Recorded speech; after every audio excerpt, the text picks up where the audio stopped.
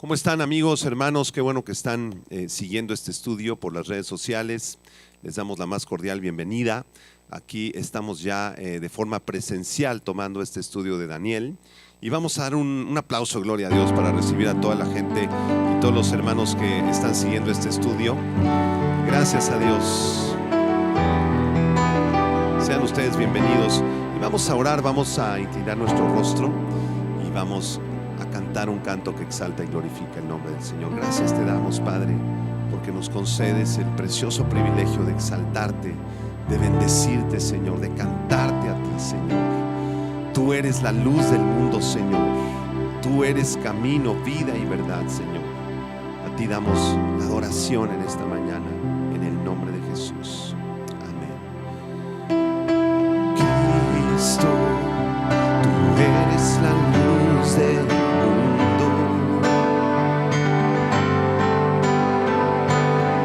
Cristo, camino, vida y verdad.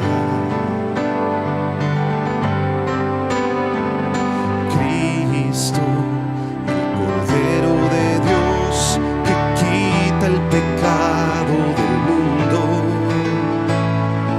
Cristo, mi único y fiel Salvador.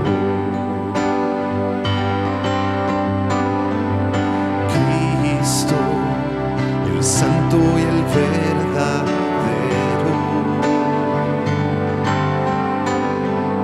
Cristo, el principio y el final. Cristo, el Cordero de Dios que quita el pecado del mundo. Cristo, mi único y fiel Salvador.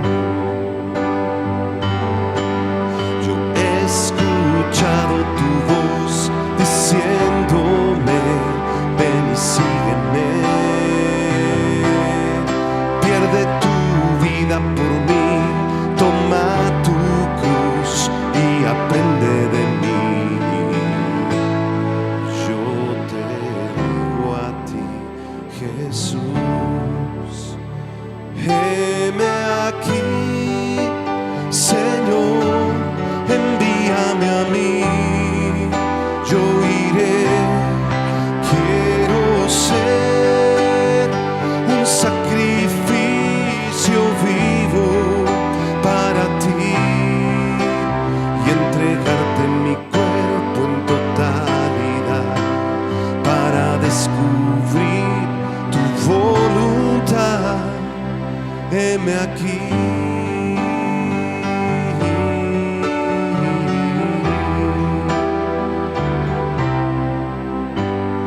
Cristo, el santo y el verdadero. Cristo, el principio y el final. Cristo, el Cordero de Dios que quita el pecado del mundo. Cristo, mi único y fiel Salvador. Yo he escuchado tu voz, Señor. Yo he escuchado tu voz diciéndome: ven y sígueme. Pierde tu vida por mí, toma tu cruz y aprende de mí. Yo te digo a ti, Jesús, heme aquí, Señor, envíame a mí. Yo iré,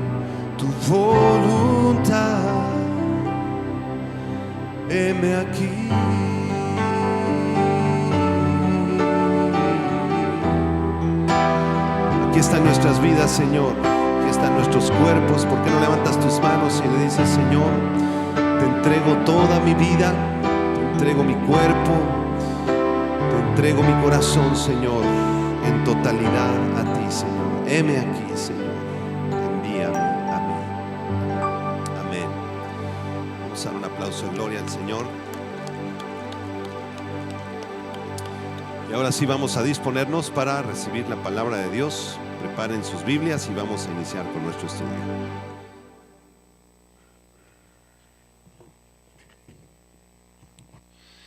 Qué gusto estar una vez más con ustedes en este estudio del libro de Daniel. Estamos estudiando el libro profético de Daniel y hay enseñanzas extraordinarias para nuestras vidas en este día.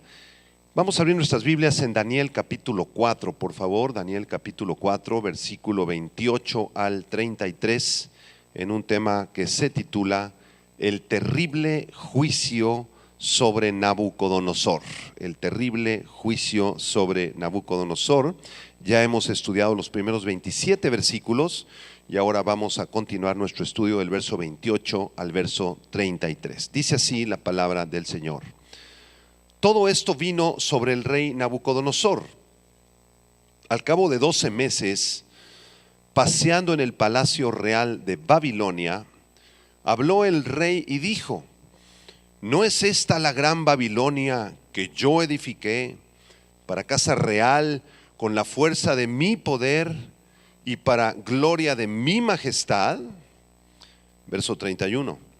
Aún estaba la palabra en la boca del rey cuando vino una voz del cielo: a ti se te dice, rey Nabucodonosor, el reino ha sido quitado de ti, y de entre los hombres te arrojarán, y con las bestias del campo será tu habitación, y como a los bueyes te apacentarán, y 7 tiempos pasarán sobre ti, hasta que reconozcas que el Altísimo tiene dominio en el reino de los hombres y lo da a quien él quiere.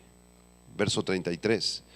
En la misma hora se cumplió la palabra sobre Nabucodonosor y fue echado de entre los hombres y comía hierba como los bueyes, y su cuerpo se mojaba con el rocío del cielo hasta que su pelo creció como plumas de águila y sus uñas como las de las aves. Es un pasaje sin duda muy ilustrativo porque nos revela la gran soberbia, el gran orgullo que había en el corazón de este rey extraordinario de la antigüedad. Recuerden, estamos situados en el siglo VI antes de Cristo. Nabucodonosor fue uno de los más grandes y más poderosos reyes de Mesopotamia. Y como ya vimos en los primeros 27 versículos, un sueño vino sobre Nabucodonosor, donde él soñaba un gran árbol y de pronto ese árbol era cortado y las aves del cielo se iban, recuerdan, y todos los animales que estaban debajo tomando la sombra de ese árbol también tenían que huir. Y Nabucodonosor no encontró quién le interpretara este sueño más que Daniel. Entonces manda a traer a Daniel, Daniel le interpreta el sueño y a partir del verso 28 vemos cómo este sueño se cumplió definitivamente en la vida del rey. Vamos a estudiar versículo por versículo y vamos a iniciar por el versículo 28. Dice el verso 28 que todo esto, es decir, la interpretación que ya había dado Daniel del sueño, vino sobre el rey Nabucodonosor. Como un breve preludio a lo que acontecería a continuación, el escritor de este capítulo 4 nos confirma que todo lo que había sido anunciado sobre Nabucodonosor en el sueño del gran árbol se cumpliría al pie de la letra.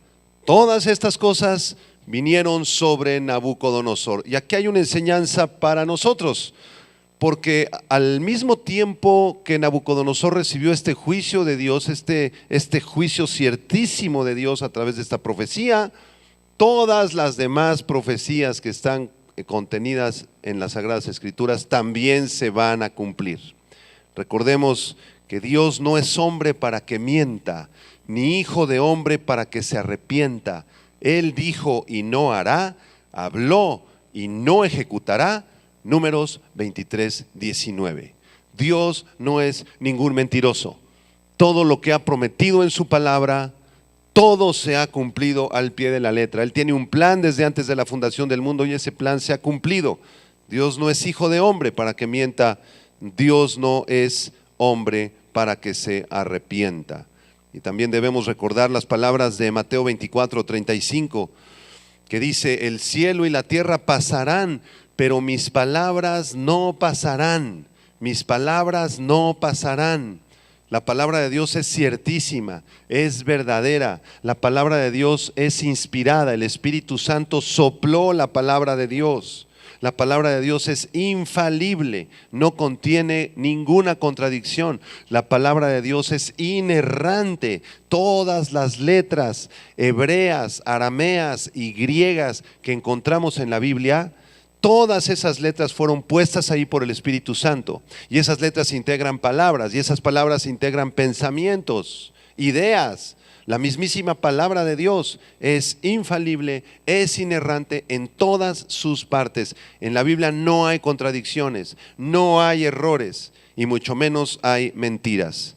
Por eso el versículo 28 dice aquí que todo esto, todo lo que había sido anunciado por Daniel, vino sobre el rey Nabucodonosor. Ciertísimamente el rey Nabucodonosor sufrió las consecuencias de su soberbia. Versículo 29 y 30, vamos a analizar estos dos versículos. Dice: al cabo de 12 meses, paseando en el palacio real de Babilonia, habló el rey y dijo: ¿no es esta la gran Babilonia que yo edifiqué para casa real con la fuerza de mi poder y para gloria de mi majestad? Quiero que subrayen ahí donde dice que al cabo de 12 meses Nabucodonosor se estaba paseando por el palacio real, el verso 29. Noten cómo pasaron 12 meses antes de que se cumpliera el sueño profético en la vida de Nabucodonosor. Y aquí surge una pregunta interesante: ¿por qué fueron 12 meses? ¿Por qué el Señor no envió su juicio inmediatamente sobre Nabucodonosor? ¿Qué no se lo merecía, hermanos? ¿Que no era un malvado, un perverso, un asesino, un idólatra? ¿Que no Dios debía haber mandado su juicio inmediatamente después de que el sueño fue interpretado? Pues aquí el verso 29 dice que el juicio no fue inmediato, sino que transcurrieron 12 meses. Y esto nos habla de la gran misericordia de Dios. El Señor le dio un tiempo de oportunidad a Nabucodonosor para arrepentirse. Aunque en esos 12 meses siguió en sus caminos torcidos, el Señor le extendió su gracia. Aunque era un rey perverso, Dios le dio un tiempo para ver si Nabucodonosor reaccionaba, para ver si se arrepentía, a ver si se volvía al camino del Dios de Israel, porque Nabucodonosor tenía la información suficiente para conocer al Dios de Israel, ¿no es cierto? Con tan solo haber hablado con Daniel: Daniel, quiero conocer a tu Dios, dime. Mis dioses son falsos, mis agoreros, mis hechiceros, mis brujos son todos mentirosos, no pudieron interpretarme ningún sueño. En el capítulo 2 fracasaron, en el capítulo 3 fracasaron, en el capítulo 4 fracasaron, son unos mentirosos. Daniel, quiero conocer a tu Dios. Pero nunca Nabucodonosor mandó llamar a Daniel para que Daniel le presentara a Dios. Y ejemplos de estos tiempos de oportunidad y misericordia abundan en las Escrituras. Por ejemplo, en los días anteriores al diluvio, el Señor concedió 120 años para que la humanidad se arrepintiera antes de enviar el juicio del diluvio. ¿Sabían ustedes esto? Génesis capítulo 6, vamos a verlo rápidamente. Ahí en Génesis 6, antes del tiempo del diluvio, en el versículo 1 al 3, se nos revela esta verdad. Dice Génesis 6 del 1 al 3: aconteció que cuando comenzaron los hombres a multiplicarse sobre la faz de la tierra y les nacieron hijas, que viendo los hijos de Dios que las hijas de los hombres eran hermosas, tomaron para sí mujeres escogiendo entre todas. Y noten por favor con atención el versículo 3, dice: y dijo Jehová, no contenderá mi espíritu con el hombre para siempre. En otras palabras, en paráfrasis, no quiero ya discutir, ni pelear, ni enviar juicios con los hombres para siempre, porque ciertamente Él es carne. Y noten la última frase: mas serán sus días 120 años. Y alguien podría pensar, bueno, ahí se está refiriendo a la edad de los seres humanos que siguen a partir de este entorno. Pero esa no es la interpretación correcta, porque no todos murieron de 120 años de edad. Algunos murieron de 140, otros de 400, otros de 600 en este tiempo. Más bien esta última expresión del versículo 3 significa que el Señor prolongaría 120 años de misericordia para darle oportunidad a las personas que se arrepintieran, para ver si alguno de ellos por ahí escuchaba su voz, para ver si alguno obedecía su palabra y sus mandamientos, aunque todavía no tenían Biblia, pero lo tenían a Él, había oportunidad de comunicarse con Dios. 120 años de misericordia, 120 años de gracia. ¿Y saben qué fue lo que pasó? La mayor parte de la humanidad pecó. La mayor parte no le interesó la oferta de Dios, más que a un hombre por ahí llamado Noé. Y ahí sigue el relato en el libro del Génesis. Él se salvó y escuchó la voz de Dios. Lamentablemente, cuando el Señor concede un tiempo para arrepentimiento, la mayoría de las personas increíblemente lo rechazan. Y esto está registrado en el libro de Eclesiastés capítulo 8. Vámonos a Eclesiastés 8 ahora, en el versículo 13, si me acompañan. Creo que todos aquí, los discípulos que están de forma presencial, ya se saben los 66 libros de la Biblia de memoria, entonces rápido encuentran los pasajes. Ahorita ya encontraron todos Eclesiastés, ¿verdad que sí, hermanos? También los que nos siguen ahí en YouTube. Bueno, Eclesiastés 8, versículo 13. Pongan atención en este texto. Dice: por cuanto no se ejecuta luego sentencia sobre la mala obra, el corazón de los hijos de los hombres está en ellos dispuesto para hacer el mal. A ver, vamos discerniéndolo. Por cuanto Dios no los juzga, por cuanto Dios no los castiga inmediatamente, el corazón de ellos sigue dispuesto para hacer el mal. Esta es la clase de personas con las cuales tú hablas y les dices: arrepiéntete, vuélvete a Cristo, mira, Él pagó por ti en la cruz, es necesario que te arrepientas. Y ellos te dicen: yo no necesito arrepentirme, porque aunque hago de las mías, y aunque peco, y aunque robo, y aunque miento, no me va mal. Al contrario, me va muy bien en la vida. Eso es lo que está diciendo Eclesiastés. Bueno, continúo la lectura. Dice: aunque el pecador haga mal 100 veces y prolongue sus días, con todo, yo también sé que les irá bien a los que a Dios temen. Estoy leyendo los siguientes versículos, el 14 y el 15. Los que temen ante su presencia, y que no le irá bien al impío, ni le serán prolongados los días, que son como sombra, por cuanto no teme delante de la presencia de Dios. Aquí el autor de Eclesiastés, el sabio Salomón, nos dice: no se preocupen, aunque a los malos les vaya bien, aunque Dios les extienda su misericordia y no quieran obedecer al Señor y no quieran arrepentirse, Dios los juzgará. Ustedes no se preocupen, a los buenos, a los que temen a Dios, siempre les irá bien. No sé si se han preguntado, analizando esta doctrina de la misericordia de Dios, del tiempo de gracia de Dios, del tiempo de espera para que se arrepientan. No sé si se han preguntado: ¿por qué, Señor? ¿Para qué concedes este tiempo de gracia y de misericordia? ¿Por qué, Señor? ¿Por qué permites que el malvado siga haciendo males? ¿Por qué le permitiste a Nabucodonosor seguir pecando, seguir asesinando, seguir conquistando otros territorios y trataba a sus súbditos como si fueran bestias de carga? ¿Por qué, Señor, permites la maldad? ¿Por qué extiendes tu gracia y misericordia sobre el malo? Y la respuesta nos la da el apóstol Pedro. Vamos a la segunda de Pedro ahora, por favor, en el Nuevo Testamento, en el capítulo 3. Vamos a ver muchos versículos en este estudio, así que estén preparados. Segunda carta de Pedro, capítulo 3. Primero voy a leer el versículo 9 y el versículo 10. Segunda Pedro 3, versículo 9 y 10. Después voy a leer el versículo 15. Entonces pongamos atención. Dice así primero el versículo 9. El Señor no retarda su promesa, según algunos la tienen por tardanza, sino que es paciente para con nosotros. ¿Y qué dice después? no queriendo que ninguno perezca, sino que todos procedan al arrepentimiento. ¿Por qué el Señor se tarda en juzgar a la humanidad pecadora? ¿Por qué el Señor no juzga al impío, al borracho, al asesino de una vez por todas? ¿Por qué?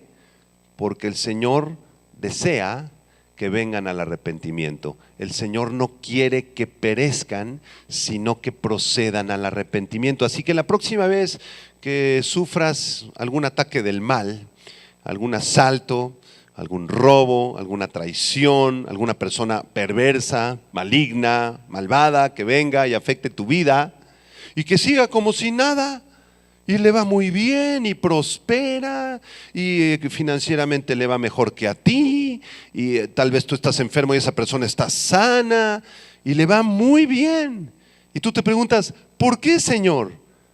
Espero que recuerdes esta respuesta: porque el Señor no retarda su promesa, sino que es paciente para con ese malvado y perverso, porque no quiere que ninguno perezca, sino que todos procedan ¿a qué?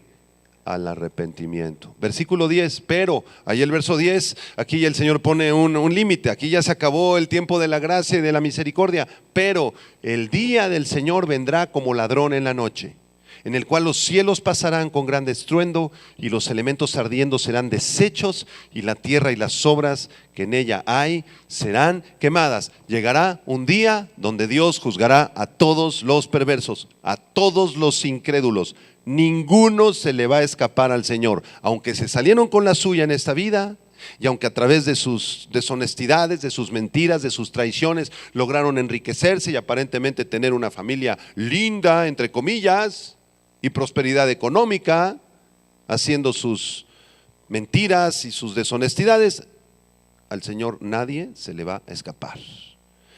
Versículo 15, ¿qué dice el verso 15 ahora? Y tened entendido que la paciencia de nuestro Señor es para salvación, como también nuestro amado hermano Pablo, según la sabiduría que le ha sido dada, os ha escrito. ¿Por qué el Señor es paciente? Porque quiere que se arrepientan, les está dando oportunidad de arrepentirse. ¿No quieren arrepentirse? ¿No quieren volverse al Señor? ¿No les interesa la palabra de Dios? Esas personas morirán en sus pecados y un día resucitarán de entre los muertos. ¿Ustedes sabían esta doctrina bíblica tan impresionante, tan preciosa? Tanto los justos como los injustos resucitarán de los muertos. No solamente la iglesia del Señor cuando Él venga en el arrebatamiento, no solamente la nación de Israel cuando Él regrese a establecer su reino milenial, resucitarán de los muertos, sino que también los impíos, los malvados, los perversos, Hitler y sus secuaces, todos los asesinos, todos los mentirosos que nunca se arrepintieron, resucitarán también de la tumba y serán juzgados por nuestro Dios. Esto ocurrirá en el juicio del gran trono blanco, que está en Apocalipsis 20 del 11 al 15. Ustedes pueden estudiarlo ahí en sus Biblias. Ya no vamos a profundizar tanto en esto, pero aquí el caso es que tú y yo comprendamos que Dios da un tiempo de espera, un tiempo de misericordia y de gracia. Y esto es ciertísimo, porque al igual que se lo dio a Nabucodonosor, también te lo dio a ti, ¿no es cierto?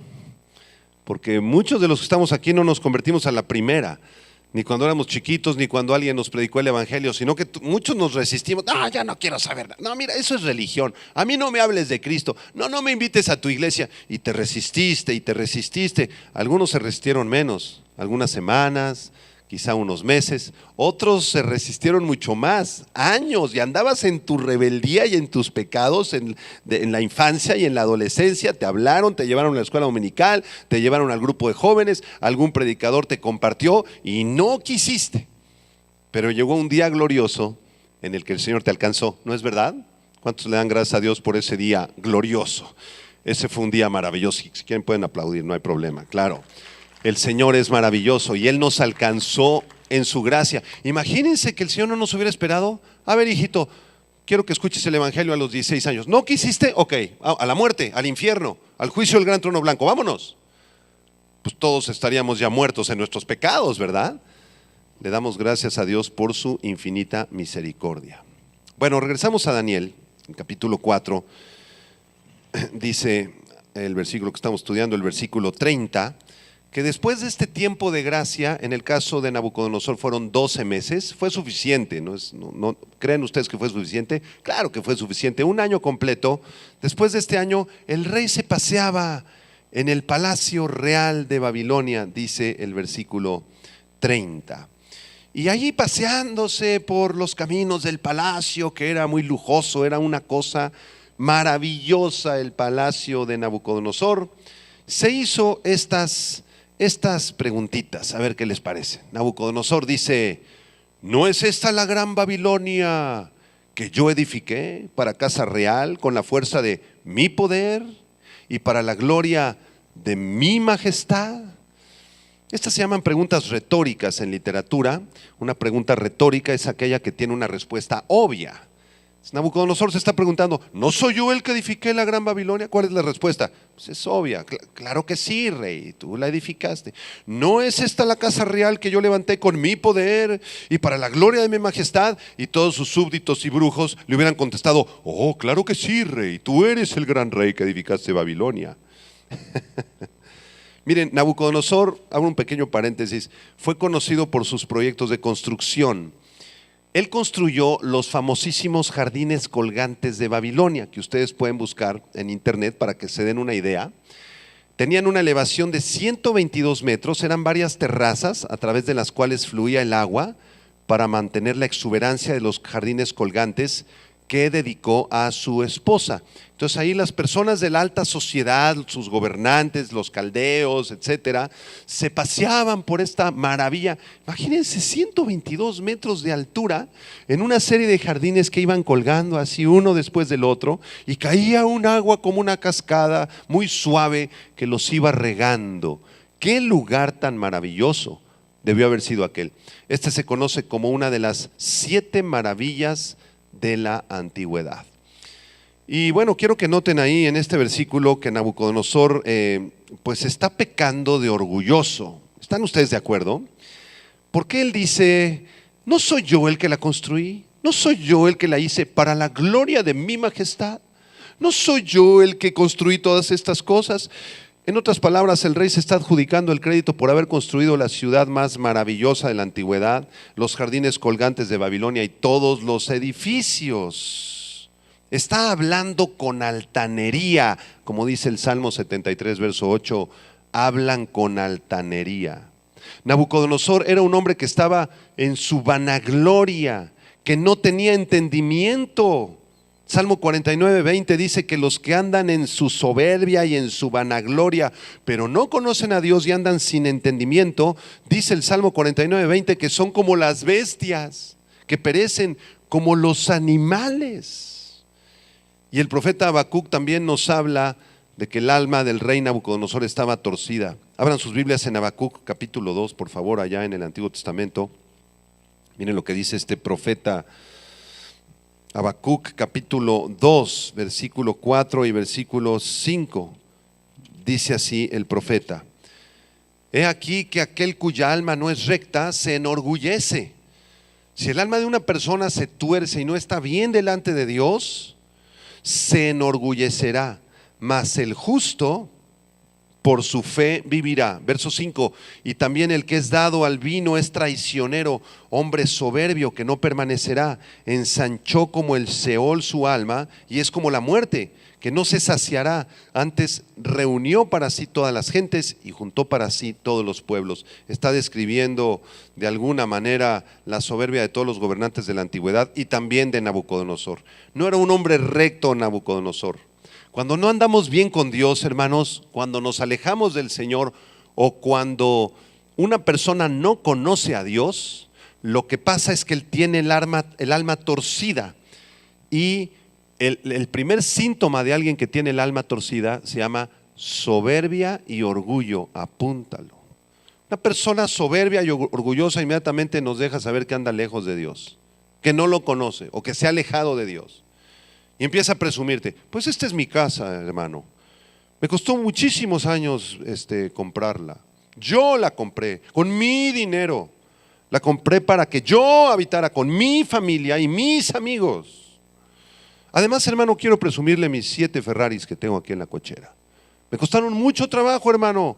No es fácil juntar el dinero. Yo junté el dinero con mis talentos, con mi gloria, y ponen a un lado a Dios. Este es un síntoma inequívoco de que una persona está caminando muy lejos del Señor. Nabucodonosor pasaba por alto la gloriosa verdad de que todos los reinos del mundo, todo el oro y toda la plata y toda la gloria que hay en este mundo, en realidad provienen del Dios Todopoderoso, no de los hombres. Vean lo que dice el primer libro de Crónicas, capítulo 29, versículo 12. Primero de Crónicas 29, verso 12, dice: las riquezas y la gloria proceden de ti. Díganlo conmigo, hermanos: las riquezas y la gloria proceden de ti, y tú dominas sobre todo. En tu mano está la fuerza y el poder, y en tu mano el hacer grande y el dar poder a todos. A todos.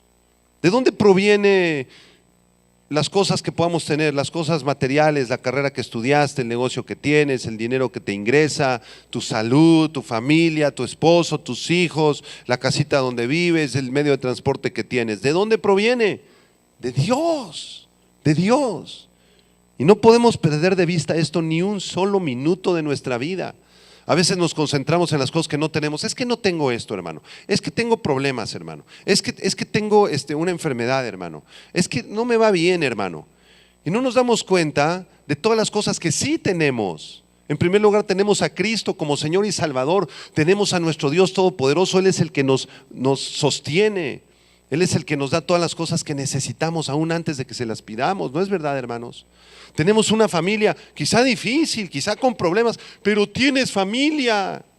Gloria a Dios. Tienes un esposo, una esposa, quizá muy complicado, sí, muy difícil, tal vez incrédulo, lo que sea, pero lo tienes. Dale gracias a Dios que lo tienes. No, es que la universidad donde estudio, hermano, está bien chafa, hermano. Ya van a ser... Sabes que sea como sea tu prepa, tu carrera, tu secundaria, donde tú estudies, tal vez no sea la mejor, pero la tienes. Y eso que tienes proviene de Dios. Regresemos a Daniel. Quiero mostrarles un versículo allá en el capítulo 5, Daniel capítulo 5, porque años más tarde Nabucodonosor murió, falleció el famoso rey Nabucodonosor, y su hijo Belsasar heredó el trono. Entonces Belsasar tuvo ahí una fiesta, lo vamos a ver más adelante en el capítulo 5 cuando lleguemos ahí, y entonces mandó llamar a Daniel porque ocurrió ahí un milagro en medio de la fiesta. Todos estaban alcoholizados en la fiesta, todos, ahí habían mujeres, había alcohol, habían drogas. El rey Belsasar era tremendo, hermanos. Y a la mitad de la fiesta se aparece una mano y escribe ahí unas cosas en una pared y quedan esas letras arameas escritas en la pared. Entonces Belsasar, de verdad, se sorprende y dice: ¿qué son esas letras? ¿Qué significan? Nadie se las pudo interpretar. ¿Y saben a quién mandó llamar? A Daniel. Y en Daniel capítulo 5, verso 18, Daniel le recuerda a Belsasar la soberbia de su padre Nabucodonosor. Vean el verso 18. Daniel 5:18, el Altísimo Dios, oh rey Belsasar, dio a Nabucodonosor tu padre el reino y la grandeza, la gloria y la majestad. ¿Quién le dio a Nabucodonosor el reino, la grandeza, la gloria y la majestad? ¿Quién se las dio? Dios. Verso 19, y por la grandeza que le dio, todos los pueblos, naciones y lenguas temblaban y temían delante de él. A quien quería mataba y a quien quería daba vida. Engrandecía a quien quería y a quien quería humillaba. Verso 20, mas cuando su corazón se ensoberbeció y su espíritu se endureció en su orgullo, fue depuesto del trono de su reino y despojado de su gloria. Hermanos, apunten esta enseñanza: cuidado con la soberbia, cuidado con el orgullo, con pensar que somos mejores que los demás. Es que yo soy cristiano, yo ya nací de nuevo. Ay, mi vecina es bruja. Gracias, Señor, que a mí me salvaste, Señor, y que no soy como ella, Señor. Nos parecemos a la parábola del fariseo y el publicano, ¿se acuerdan? El fariseo llega a orar al templo: oh Señor, gracias que yo soy fariseo, conozco la ley, los 10 mandamientos, y no soy como estos que están aquí, pecadores. Gracias por salvarme, Padre. ¿Qué demuestra ese tipo de oración? Una enorme soberbia, porque nosotros no somos mejores que nadie. De hecho, dice Pablo en una de sus cartas: consideren a los demás como superiores a vosotros mismos. Llevamos 15, 20 años congregándonos y de pronto un domingo llega una persona en situación muy pobre quizá, una persona drogadicta, una persona borrachita, una mujer prostituta, un joven que anda en homosexualidad y se sienta ahí junto a nosotros y nos ponemos incómodos algunos. Ay, voy a buscar otro asiento donde haya más santidad. Y pensamos que somos mejores que ese hombre teporochito, o que ese hombre alcohólico que viene a buscar de Dios, o esa muchachita prostituta que viene a arrepentirse, o ese joven homosexual. ¿Seremos mejores, hermanos? ¿Realmente seremos mejores? Dice la Biblia que nos pongamos muy atentos porque ellos pueden terminar siendo nuestros maestros cuando Dios los salve. Tremendo.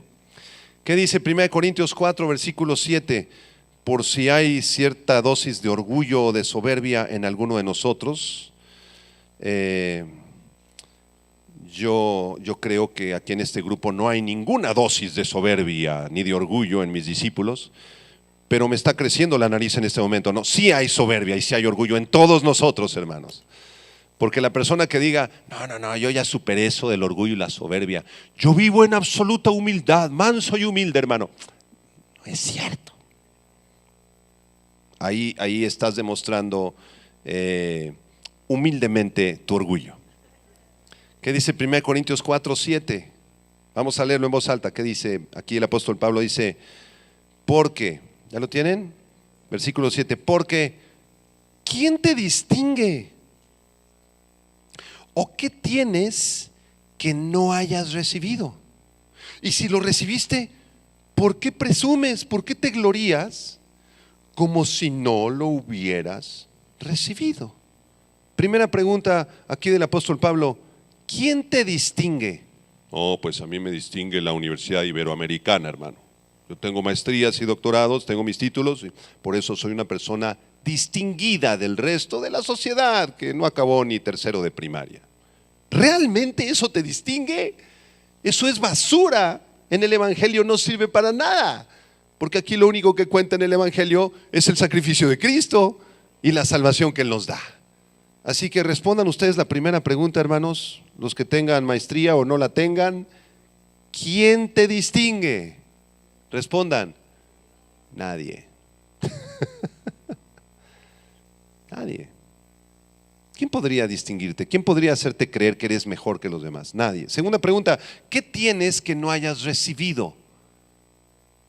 Pues mis bienes, hermano, porque yo ahorré muchos años para tener mis bienes y eso nadie me los dio, yo me los gané, hermano. Otra vez el orgullo y la soberbia. Respondan la segunda pregunta, ¿qué tienes que no hayas recibido? Respondan, nada, nada. Todo lo que tú y yo tenemos lo hemos recibido de parte de Dios, ¿no es verdad?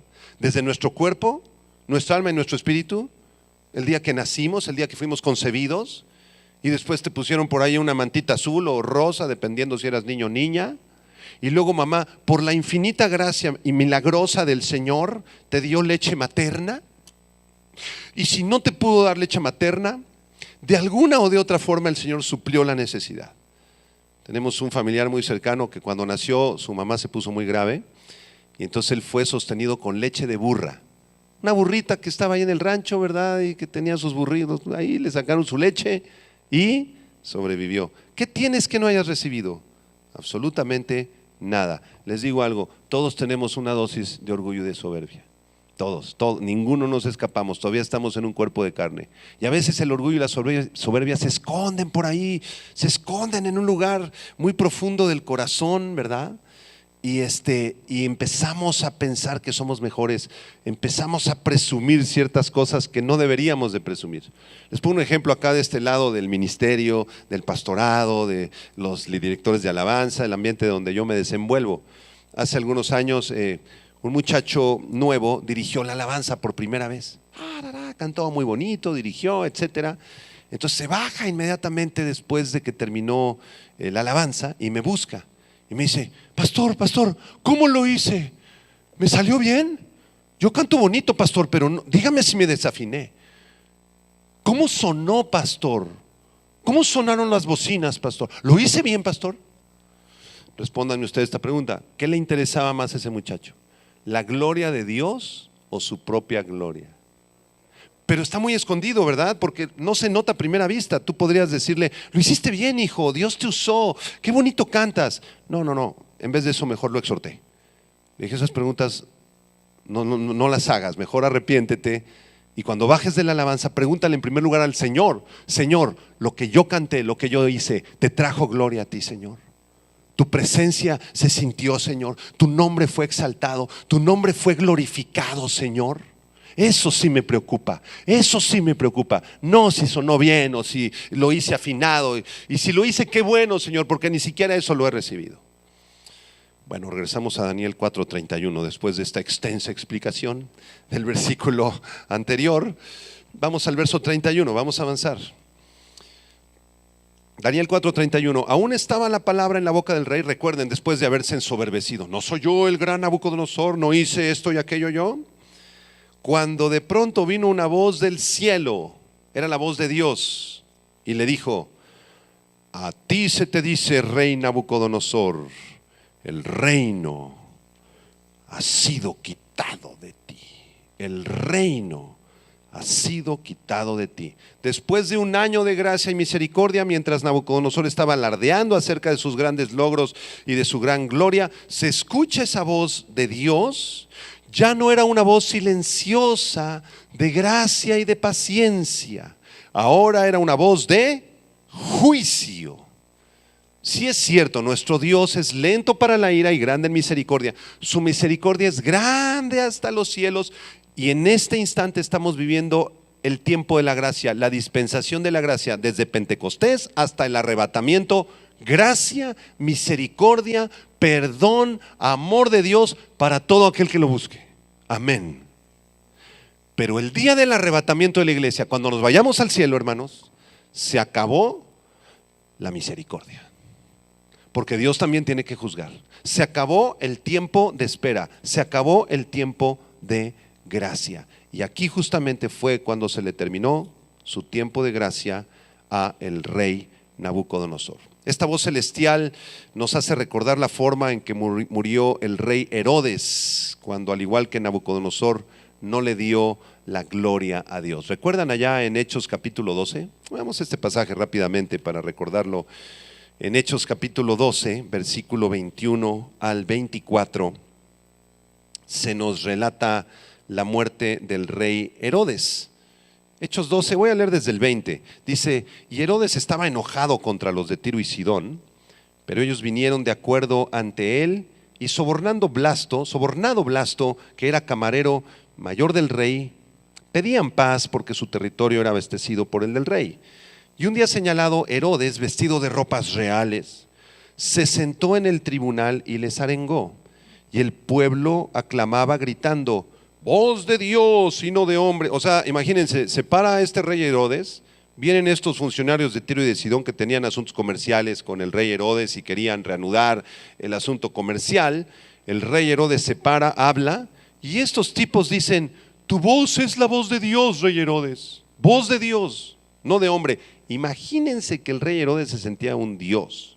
Verso 23, al momento un ángel del Señor le hirió, es decir, le mató, por cuanto no dio la gloria a Dios, y expiró comido de gusanos. Multimillonario, perverso, en la opulencia, con grandes trajes y carruajes y caballos y riquezas y poder y gloria y majestad, sintiéndose un Dios. Dios simplemente dio la orden, lo tocó, falleció, y ahí lo dejaron en una tumba y se lo comieron los gusanos. ¿Y cómo les fue a los pobres cristianos que no tenían ningún recurso material? ¿Cómo les fue a los cristianos? Versículo 24. Pero la palabra del Señor crecía y se multiplicaba. A los cristianos les fue bien porque a los hijos de Dios, a los que obedecen al Señor, todas las cosas les ayudan para bien. Terminamos con el verso 32, si me acompañan, Daniel 4:32, finalizamos ya nuestro estudio aquí en el verso 32. Dice el verso 32, y de entre los hombres te arrojarán. Aquí está el juicio de Dios. Y con las bestias del campo será tu habitación, y como a los bueyes te apacentarán, y 7 tiempos o 7 años pasarán sobre ti, hasta que reconozcas que el Altísimo tiene el dominio en el reino de los hombres y lo da a quien Él quiere. Dios pronunció su sentencia.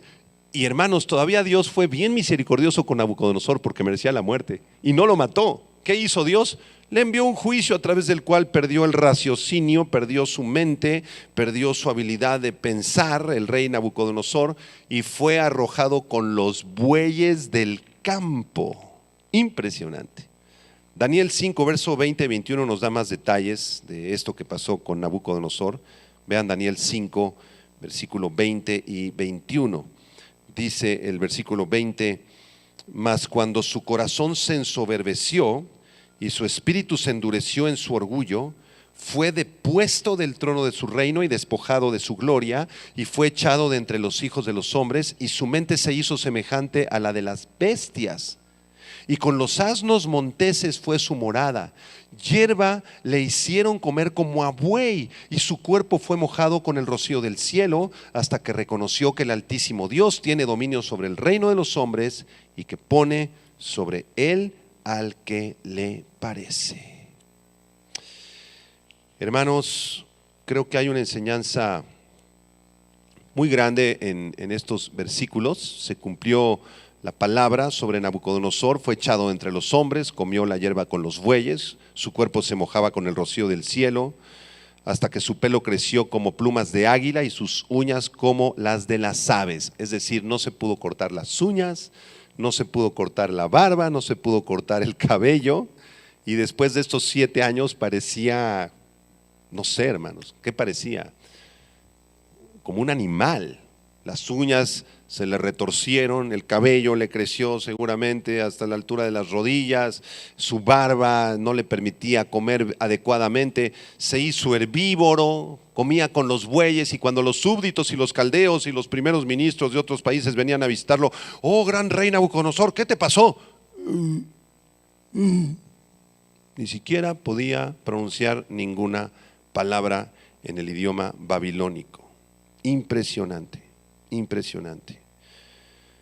Quiero terminar leyéndoles un pasaje en Job capítulo 12. Vámonos a Job capítulo 12, porque aquí en Job 12 encontramos cómo el Señor es quien gobierna sobre los reyes. Él es el que quita reyes y pone reyes, Él es el que establece misericordia y también juicio.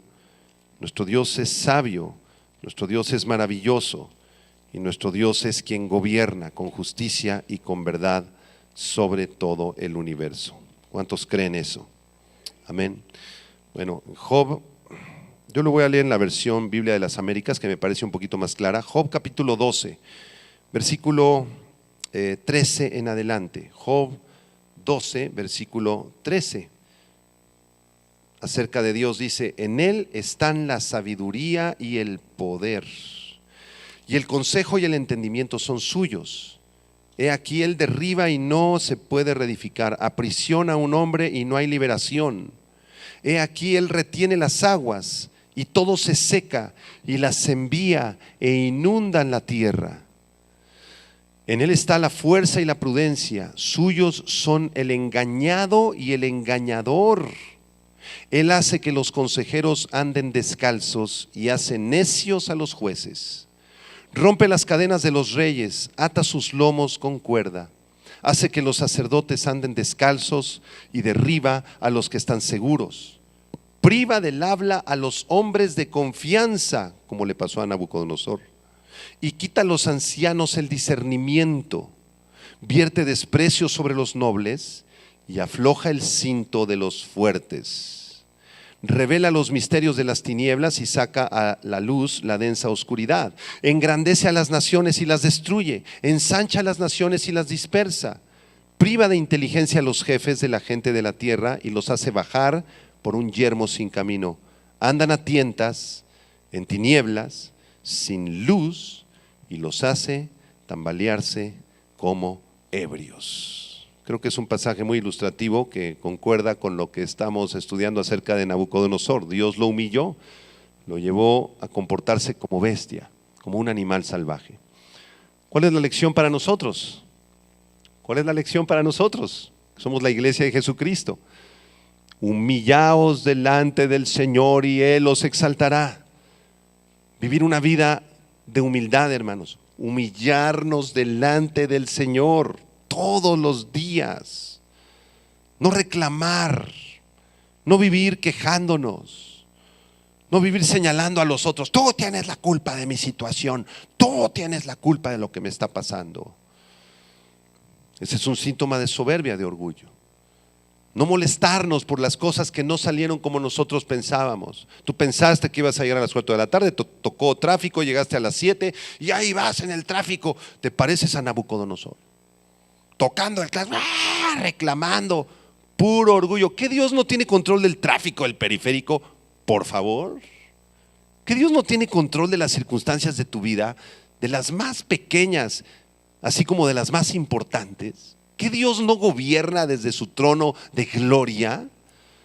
Pero nosotros somos tan pequeñitos y a veces no comprendemos. Los caminos de Dios no son nuestros caminos, ni sus pensamientos son nuestros pensamientos. ¿Qué nos toca a nosotros entonces? Obedecerlo y amarlo. Eso es lo que nos toca. Señor, acepto tu voluntad. Aquí está mi petición, Señor, pero yo no gobierno mi vida, yo no gobierno mi familia, yo no gobierno la escuela, yo no gobierno las finanzas del país. Tú tienes el control, Señor. Yo confío en ti, Señor. Tú obrarás en mi vida y en mi familia conforme a tu propósito. Y a mí me toca humillarme, Señor. Me humillo delante de tu presencia. Como decía Job en uno de los pasajes, decía delante de Dios: aunque tú me mates, Señor, aunque tú me mates, en ti esperaré. Y yo sé que en mi carne he de ver a mi Dios, a mi Redentor. Sé que voy a resucitar. Aunque tú me mandes a la tumba, sé que tú me resucitarás, Señor. Qué confianza de Job. Y esa es la confianza que debemos tener, hermanos. Vivir vidas humilladas delante de nuestro Dios. Porque Él es el jefe, tú no eres el jefe. Él es el que manda, tú no mandas. Amén. Vamos a hacer una oración. Padre, gracias te damos por este tiempo de estudio bíblico. Hemos cantado, te hemos adorado, te hemos exaltado, hemos orado, Señor, y hemos recibido de tu palabra. Y en este momento levantamos nuestras manos, si usted quiere acompañarme con sus manos levantadas, y queremos reconocer nuestro orgullo, Señor, nuestra soberbia, nuestro pecado, Señor. A veces nos parecemos un poco al rey Nabucodonosor y pensamos que es por nuestro talento o por nuestros dones o por nuestras habilidades o por nuestra profesión o por nuestro dinero que hemos logrado algo en esta vida. Señor, este orgullo y esta soberbia que todos tenemos en mayor o en menor medida, te suplicamos que la hagas pedazos, Señor. Haz trizas mi soberbia, dígaselo en voz alta. Haz pedazos, Señor, si hay orgullo, si hay superioridad, si hay algo de queja en mí, si vivo criticando a los demás y a la sociedad y al país y hasta la iglesia, Señor, perdóname, porque esas son muestras de orgullo, Señor. Nos quebrantamos en este momento ante ti, reconocemos que tú eres el Rey, que tú gobiernas sobre todo el universo y también tú eres el que quitas reyes y pones reyes aquí en la tierra. Tú gobiernas sobre todo, Señor. Gracias por esta lección preciosa que hemos aprendido en la vida de Nabucodonosor. En el nombre de Cristo. Amén. Amén. Que Dios bendiga a todos los que nos han seguido en las redes sociales. Gracias por seguir el estudio y nos vemos la próxima clase.